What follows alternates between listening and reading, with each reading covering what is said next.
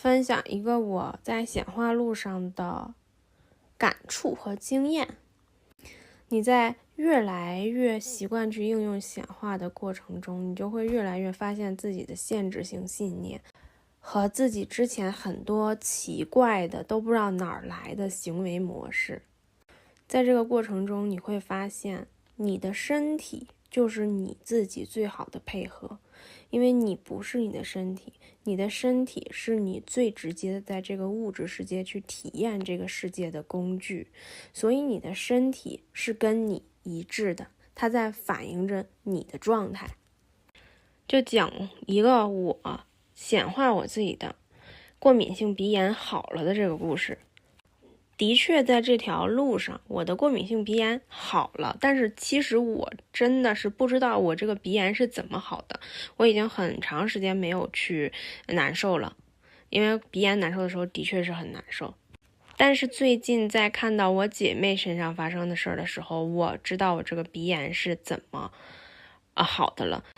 你的身体一定是你现在状态的对应。那为什么过敏呢？过敏其实就是你自己身体的免疫系统去攻击一些外来的本来没有什么攻击性的东西，本来不会给你带来疾病的东西，它把这些东西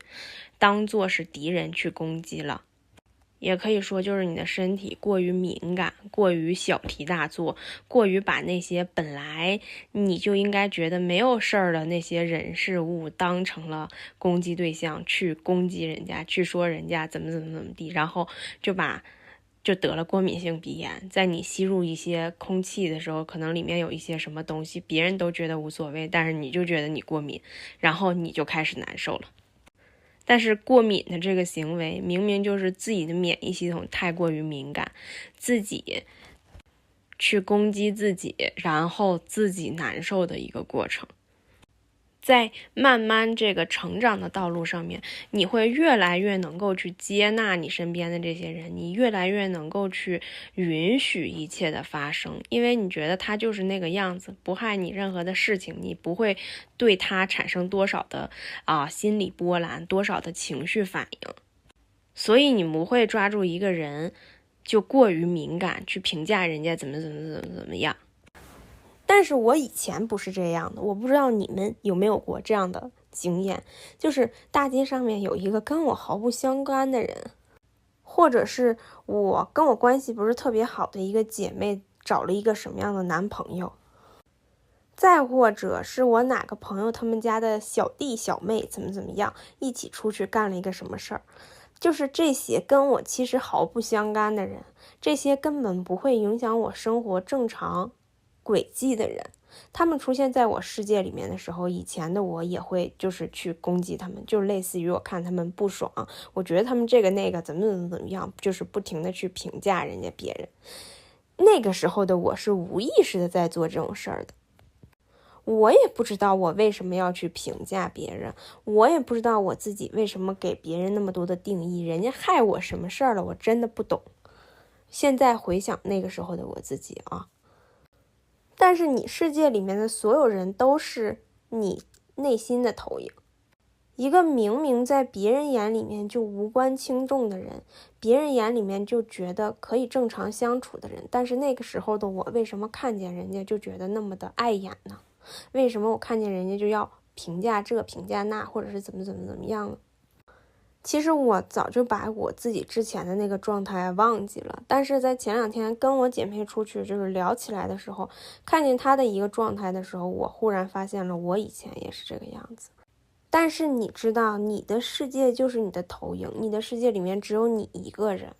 你在指着别人说别人不好的时候，在批判别人的时候，在说别人怎么地你了，你受不了的时候，你对人家有意见的时候，其实你不是在对他有意见，你其实就是在攻击你自己，指责你自己，不接纳那部分的你自己。但是你在接纳哪部分的你自己，你都是无意识的，你都不知道，但是你就指着一个无关紧要的人去指责他，就像你的过敏是一样的。可能这个过敏源在别人的世界里面，别人怎么吸都不会过敏，别人怎么接触都不会过敏，但是这个东西在你的世界里面，你忽然一下就开始过敏了，或者说这个东西你都不知道你对什么过敏，但是你就过敏了。那为什么呢？就是因为你这种无关紧要的东西，你都把你的注意力放在了它上面，它来到你这儿的时候，你都开始以为它是一个攻击对象，然后你去攻击它，但其实你攻击的只有你自己，难受的还是你自己，所有的一切都回到你自己。在学习显化的这个过程中，在这个成长的过程中，我开始越来越能去接纳外界的这些人事物和条件，不再去对别人做出一个什么样的评价，觉得人家怎么样的这个过程中，我发现我的鼻炎真的好了。但是我真的当时不知道是怎么好的，我只知道你的身体是跟你的内在是完全对应的，因为你的身体是第一道你用来体验这个世界所用的工具，你的这个工具跟你的内心是完全一致的。但是我在这个鼻炎好了的时候，我其实那时候还没太懂得没太总结出来这个是为什么好。但是现在就是在经历了一些事儿之后，我慢慢感受到了，其实就是你比如说过敏呀，生活中这些过敏的情况，不仅是鼻炎或者荨麻疹，或者你一起床就怎样了，其实都是类似这样的一个道理，大家可以去感觉体会体会。还有类似于肥胖呀，就是那种过分肥胖的这些人呀，其实很多人都抱有一个受害者心理，他怕这个世界伤害他，他觉得这个世界都会攻击他，所以他会堆积脂肪来保护自己。你的身体其实就是跟你内在是一定对应的。还有很多时候类似于你去除了一些限制性信念，你